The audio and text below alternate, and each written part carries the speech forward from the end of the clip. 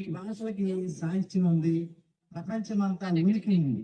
అలా ప్రపంచమంతా ఉనికి ఉన్న భాషల్లో తెలుగు భాష చాలా గొప్పది. దీనిని శ్రీకృష్ణదేవరాయలు ఏమన్నాడు? దేశ భాషలందు తెలుగు లెస్స అన్నాడు. రాయబ్రోలు సుబ్బారావు ఏమన్నాడు? ఏ ప్రఫుల్ల సుమంబుల చే ఈశ్వరునకు పూజ సల్పితే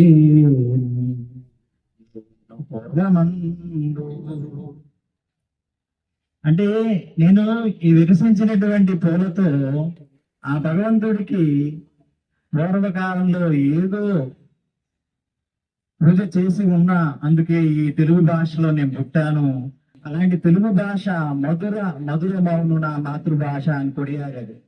అయితే మాతృభాష, అమ్మ భాష, ఈ దేశీయ భాష మరి రెండు రకాలుగా ఉంది. ఒకటి కావ్య భాష, రెండు వ్యవహారిక భాష అంటే వాడుక భాష, ప్రజలు మాట్లాడుకునే భాష ఒకటి, పండితులు గ్రంథాలు రాయబడ్డ భాష ఒకటి. ఇలా లిఖిత రూపంలో ఉన్నటువంటి దంత గ్రాంధికంలో ఉంది. మరి ఆనాడు స్కూళ్ళలో కూడా ఈ బోధనా భాష కానివ్వండి, పరీక్షల్లో రాసే భాష కానివ్వండి, పిల్లలకి అర్థమయ్యే భాష లేదు. పిల్లలు మాట్లాడే భాష వేరే ఉంది, అర్థం చేసుకునే భాష వేరే ఉంది, అలాగే టీచర్లు చెప్పేటటువంటి భాష వేరే ఉంది.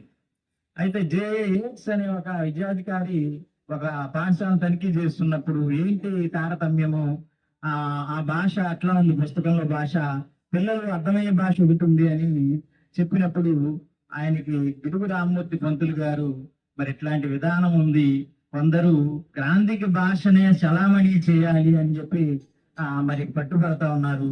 అధికారంలో వాళ్లే ఉన్నారు, అందువల్ల వాళ్లే ఈ రకమైనటువంటి విషయాలు ద్వారా మరి చలామణి చేస్తున్నారంటే దీన్ని చాలా తన జీవితాంతం వ్యవహారిక భాష ఉద్యమానికి మరి కృషి చేశాడు. ఎన్నో పండితులతో చాలా సవాలుగా వాదించాడు. తెలుగు లాంటి పత్రికలు పెట్టి మరి దాన్ని తెలుగు యొక్క వాడుక భాష యొక్క గొప్పతనాన్ని తెలియజేస్తూ ఆయన వ్యవహారిక భాషను సాధించాడు. ఇవాళ మనందరం ఒక టీచర్ చెప్పే భాష, పిల్లలు అర్థమయ్యే భాష ఇవాళ ఒకటే అయింది అని అంటే మరి దానికి కారణం గిడుగు వెంకటరామమూర్తి పంతులు గారు. ఆయన వ్యవహారిక భాష పితామహుడు. ఆయన జయంతి రోజున మనం ఈ తెలుగు భాష యొక్క ఔన్నత్యాన్ని, తెలుగు భాష యొక్క చరిత్రను, తెలుగు భాషలో సాహిత్యాన్ని ఇదంతా కూడా తెలుసుకోవాల్సిన అవసరం ఉంది. మనము సైతం తెలుగు భాష ఉనికికి, మనుగడకు మరి కృషి చేయాలి. తెలుగులో మనం మాట్లాడాలి. ఇంగ్లీష్ అనేది మనకి ఉపాధి భాష, అంటే మన కెరీర్కి, ఉద్యోగానికి మరి దానికి చాలా ఆవశ్యకరమైనటువంటి భాష.